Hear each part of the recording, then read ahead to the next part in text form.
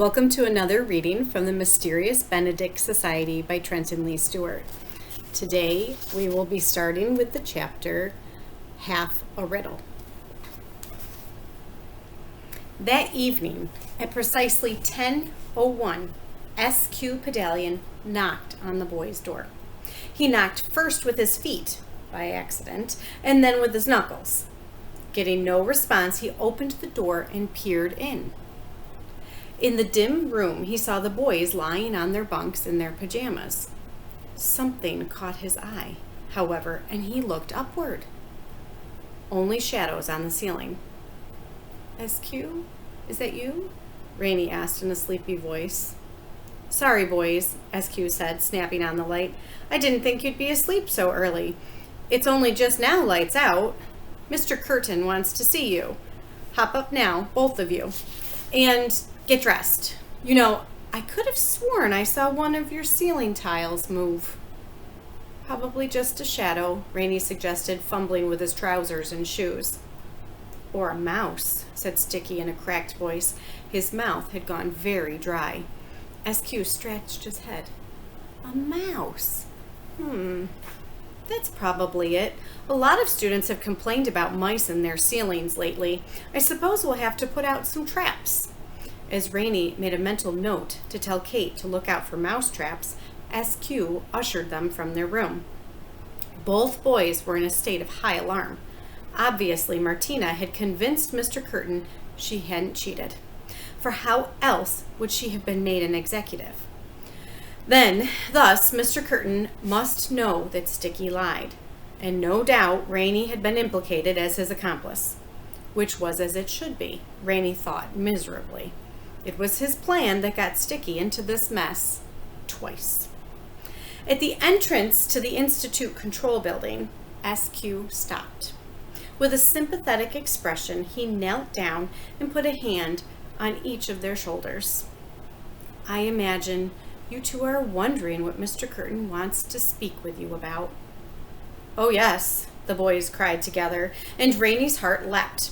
If he had a moment to prepare, maybe he could think of something to say, something that... "I wish I knew," SQ said, shaking his head. "I hope it's nothing bad." 60 seconds later, the boys were alone with Mr. Curtin in his office.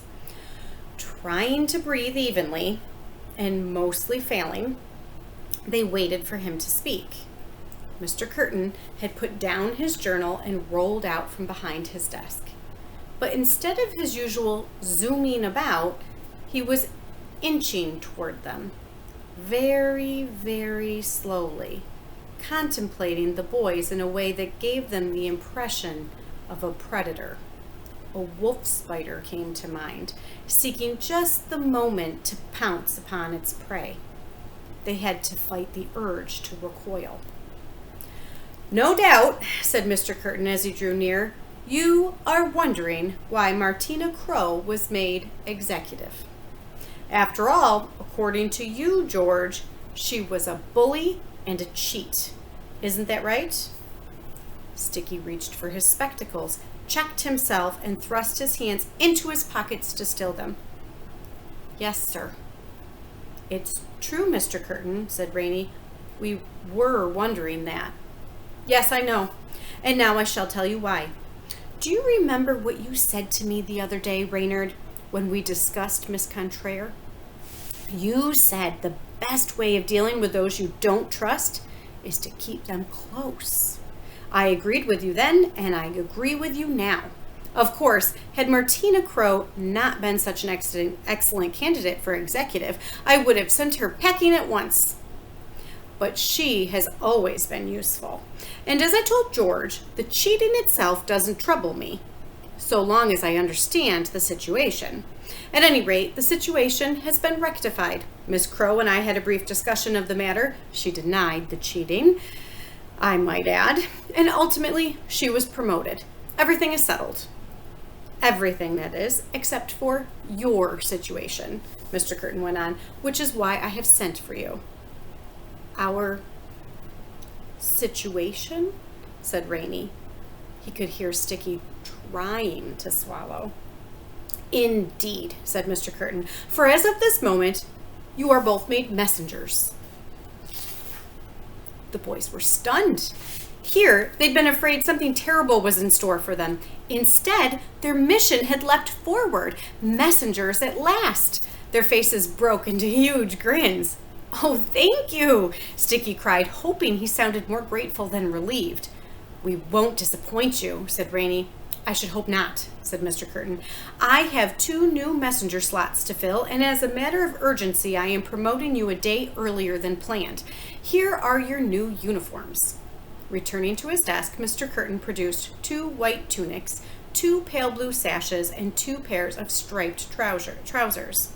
"Wear them with pride, and then, who knows, one day you may forego those striped pants for solid blue ones, just as Martina Crow did today." When SQ had finally left off slapping the boys on the backs in painful congratulation and lumbered away down the corridor, Rainey and Sticky exchanged relieved glances and closed their bedroom door behind them. The door's closing revealed the silhouettes of Kate Wetherall pressed flat against the wall behind it. She switched on her flashlight and whispered in an exasperated tone, "You didn't even knock." "It's our room," Sticky replied. "I'm surprised you didn't hear us in the corridor," Rainey said. "SQ was patting us on the back so hard my teeth were clacking together." "To tell the truth," Kate said sheepishly, "I was asleep until I heard the doorknob turn. I only had time to leap across the room and hide." She jerked her thumb toward the lower bunk, where Sticky's covers and pillows were in lumpy disarray. "And first I had to throw the covers over Constance.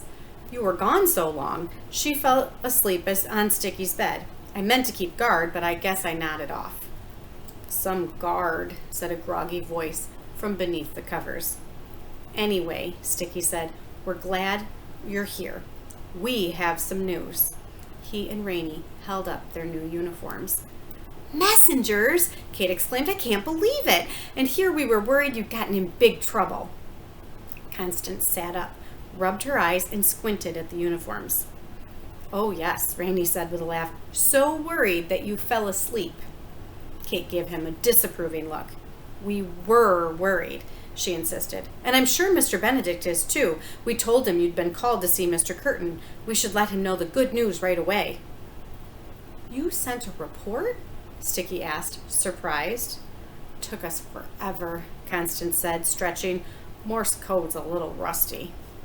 Rusty was not exactly the word for Constance's Morse code, but the boys resisted comment. They were both glad to hear a report had been sent. They'd been unable to send one the night before. A night crew of helpers had been working on the plaza, filling cracks and replacing broken stones. Sticky climbed onto the television, made sure the coast was clear, and began flashing a message. "Our special privileges begin tomorrow," Rainey told the girls. That's all he told us. "Nervous?" Kate asked. "What do you think?" Rainey said. "I feel like I swallowed a beehive." "Here comes a response," Sticky said from the window. "Glad. Proud. Now pay attention." "Sounds like he's about to tell us something important," Rainey said. He went over and peered out the window with Sticky. Sure enough, the light in the woods continued flashing its coded message. "With open eyes now you may find a place you must exit to enter. Where one what?" Sticky said, when the message broke off and didn't resume. "Why did they stop?" Rainey groaned. "It's Mr. Curtin," he said, pointing. "He's going on to the plaza." "Now?" Sticky hissed, watching the familiar figure rolling into view below. "In the middle of the message? He couldn't have waited 20 more seconds." "At least we have a start," Rainey said.